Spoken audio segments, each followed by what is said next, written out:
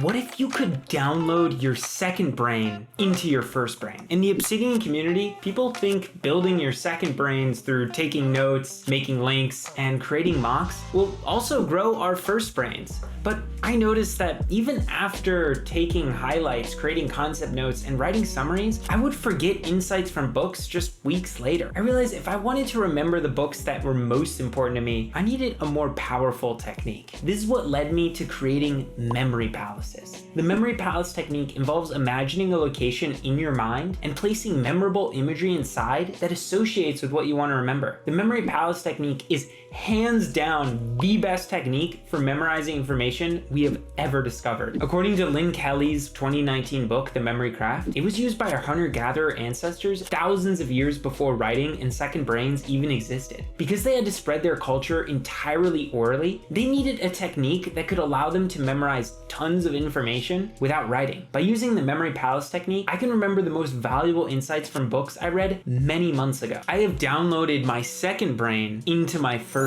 brain. And while this video orients towards Obsidian users, anyone in the PKM space can use the principles I discuss. In this video, you're gonna learn why you should memorize your Obsidian book notes using memory palaces and the 9-step guide to memorizing a book in Obsidian using memory palaces. Make sure to read to the end because the last step is probably the most underrated and most damaging if you don't fail to implement it. Why memorize your Obsidian book notes using a memory palace? Memorizing the main insights from books using a memory palace will allow you to remember them years rather than weeks, like most people are used to. The main reason I read books is to become a more knowledgeable human being, interesting, and I want to talk about them in conversation and my writing. But if I have to pull up my Obsidian book notes every time I want to talk about them, we have a problem. Memorizing fights against the collector's fallacy. The collector's fallacy occurs when you collect more information than you could ever possibly process or use in your life. This wastes time and leaves you feeling overwhelmed. When you read a book with the awareness you will be memorizing it afterward, you are much less prone to over-collecting. More effective learning. Changing the modality of information, for example, from linguistic to imagery, facilitates your understanding of it. Therefore, the memory palace technique is a great way to better understand information. Enhanced focus and concentration. Creating memory palaces requires active focus and concentration. In this way, the memory palace technique can be a form of meditation. If you want to learn more about the mental health benefits of the memory palace technique, check out my article, Aiden's Infinite Play 30, The Victorious Mind, the ultimate guide to calm your mind and memorize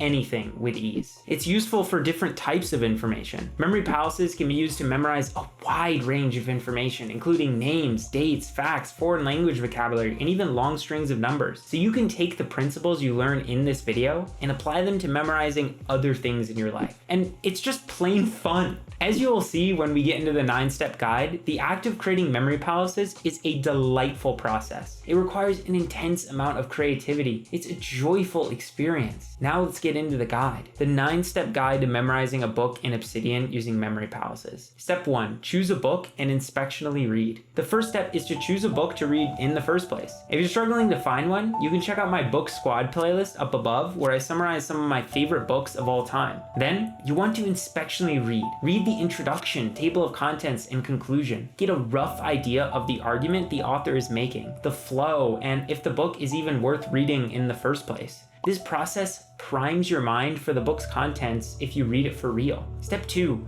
take notes. Make highlights and annotations. I usually go chapter by chapter or skip around depending on what interests me. During this step, you might restrict the number of highlights you can take per chapter so you don't fall for the collector's fallacy discussed earlier. I usually constrain myself to around 3 to 5 highlights, but you can change it around depending on the book. We're trying to memorize the main insights from the book, not the whole book. Step 3, assimilate highlights. This step involves taking your highlights into Obsidian or your other note-taking app of choice. You can do this manually, but I like to use an app called Readwise, which automatically collects and sends your highlights to your note-taking app of choice. And another great thing about Readwise is while taking Kindle notes, using specific code in my annotation, it can send the chapter headings over to Obsidian as well. So my highlights show up under their respective chapters inside of Obsidian. If you want to get Readwise for yourself, you can use my affiliate link in the description for a full 60 days free. Step 4, create a summary and make concept notes. Creating a summary is essential because it forces you to distill the main ideas of the author and put them in your own words. Plus, this is where we get to use the full power of Obsidian's link-based nature. In our summary, we can connect ideas from other sources to our book, create an interconnected web of thought. And if you would like to learn more about how I create summaries and concept notes out of books, check out my video, How I Take Book Notes in Obsidian, Compound Your Knowledge. Summarizing the book and creating concept notes primes us for the memorizing we'll be doing in the last 4 steps. Step 5 is to pick a location. Select a location that you're familiar with, such as your house, school, or workplace that you'll use with your memory palace. The location could have multiple rooms or distinct areas that you can use to store information. I suggest choosing a location that starts with the same letter as the book you're memorizing to make things easy. Step 6 is to plan the route, which you will take in your memory palace using a memory journal. If you want to learn how to do all the memory palace steps, I will now discuss them more in depth, but I highly recommend you check out my article, The Ultimate Guide to Creating a Memory Palace for Students, up above. But I'm going to summarize the important bits here. Your memory journal is the place where you keep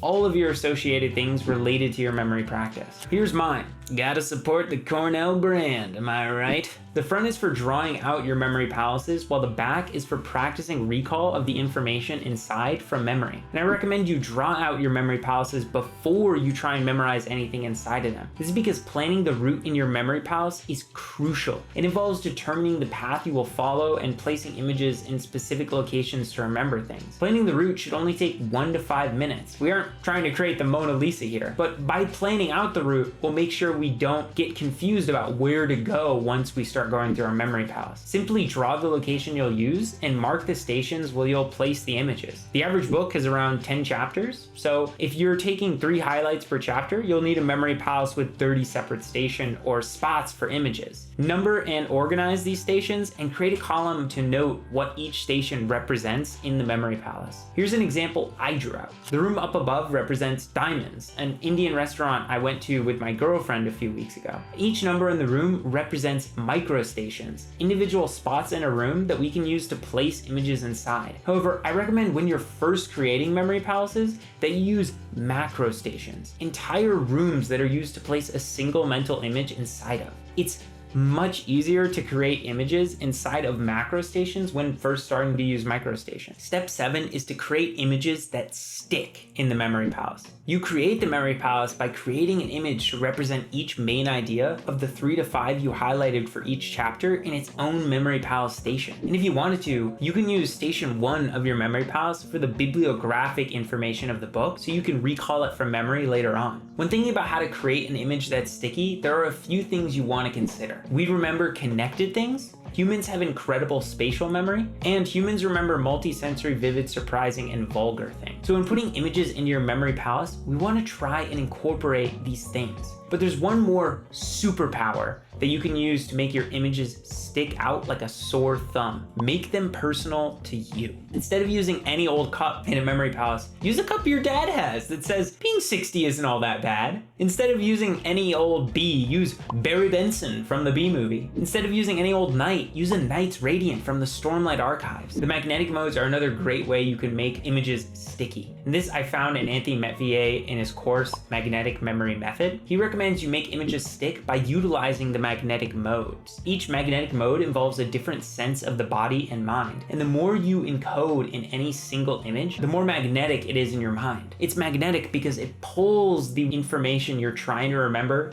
deeper into memory while repelling the information you aren't trying to remember. The magnetic codes can be summarized up with the acronym CAVE-COGS, which stands for kinesthetic, auditory, visual, emotional, conceptual, olfactory, gustatory, and spatial. I'll give one example. A few days ago, I was memorizing a line from Marcus Aurelius' Meditations that went not of the same blood or birth, but of the same mind. I already had an M memory palace, Morrison Hall, at Cornell, drawn out and ready to go for the memorization. The only thing I had to do was create the images. So the first step was isolating the uncommon words like blood, birth, and mind. Then I tried to come up with an image that would encapsulate the first 3. And after a few seconds, I came up with Dracula, which associates with blood, tied to a table with rope associated with knot, giving birth to a baby that was inside of brain matter associating with mind.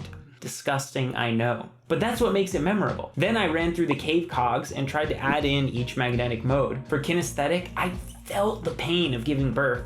For auditory, I heard Dracula screaming in anguish. Ah! That's what he sounds like. For visual, I saw Dracula giving birth to a baby while tied to a table in Morrison Hall. For emotional, I felt Dracula's happiness and relief at having successfully birthed. For conceptual, I imagined Dracula being related to blood. For olfactory, I smelled the blood from Dracula. For gustatory, I couldn't think of anything. Not every magnetic mode has to be used in every image. And finally, for spatial, it was already naturally incorporated because of the image being inside of a memory palace. The result is an image I can't help but remember, and that sentence from Marcus Aurelius forever being in my mind. Implementing each of these senses into my image made it vastly more memorable. Another massive tip I have for you is to use the book's author themselves as an anchoring figure for the memory palace. Anchoring figures are figures you can use as an anchor to a memory palace journey that show up in every image you make. For example, in my memory palace for Anthony Metvier's 2020 book, The Victorious Mind, I have Anthony Metvier in every encoding of my memory palace to act as a guide throughout my journey. Through creating images that stick inside of your memory palaces, you make it vastly more likely you'll remember them years from then. Step 8 is to practice recall rehearsal to get the book into long-term memory.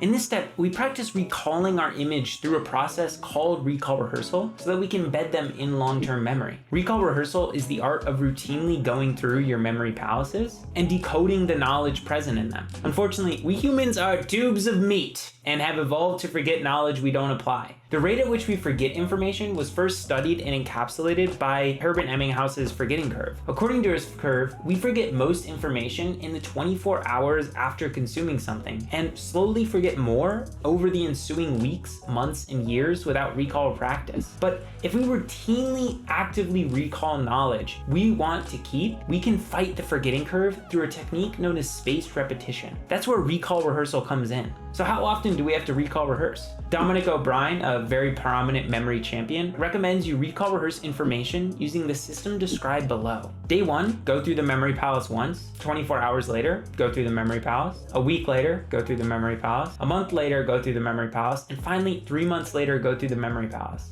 Using this system, you can concretely ingrain book notes forever once you get to the 3-month mark. And you might only have to go through them again every year. But how often do we recall rehearse if we don't want to do that system? Unfortunately, the answer is it depends upon your goals and memorization. For example, is this book something you want to memorize for life? Or is it something you want to talk about frequently in conversation, off the cuff? Questions like these determine how often you recall rehearse. Usually I use Dominic's system as a foundation and recall depending upon how I feel about the information. Step 9 is to continue to interact with the book through other methods. Congratulations, if you follow the 8 previous steps, you have memorized the information from one of your books. You have downloaded your second brain into your first brain, but you can continue to deepen your grasp of the book even after memorizing through interacting with it through other methods like conversing about it with a friend or family member, reading more about the book's topic from a different author, applying the book's insights to real life, reading the book again months or years later, reading another piece by the same author, listening to authors speak about the book, eating peanut butter. Okay, maybe that's just a me thing. Memorizing your book notes in Obsidian will change your life. It changed mine. By doing all these other forms of interacting with the book, you ensure that you will memorize it and understand it for much longer. Using the 9 steps in this article, you can download your first brain into your second brain. In the Obsidian community, we tend to think if we build our second brains through taking notes, making links, and creating mocks, it will naturally grow our first brain as well. But if we want to remember the insights we take from books for years and years, we can't just take notes, write a summary, and call it a day. We must use the memory palace technique. Memorize books in this way has a beautiful effect. Not only do you remember insights from the books you read more deeply, but you also begin to build your love for learning. You start to see the connection between books rather than seeing them as isolated pieces of information. You reignite your childhood curiosity and fall back in love with learning. You don't let your first brain rot by only building your second brain. People will notice. They'll see you can draw an unusually large body of knowledge months to years after you acquire it. They'll respect you and your avid expression without realizing it is so much easier when you have a foundation of valuable insights memorized. They will see the genuine joy and curiosity you show towards everything in life. Then They will become more curious about what you're doing differently. And finally, they will make their own memory palace journeys. In this way, PKM is not only the art of changing our relationship to information, but changing others as well. If you enjoyed this video, consider checking out my free email course, 3 days to creating your first memory palace as a student. In it, you will learn the 5-step guide to creating a memory palace, how to create a memory palace network and personal association list, and my best tips and beginner mistakes for creating memory palaces. As always, have a fantastic rest of your day, and bye-bye.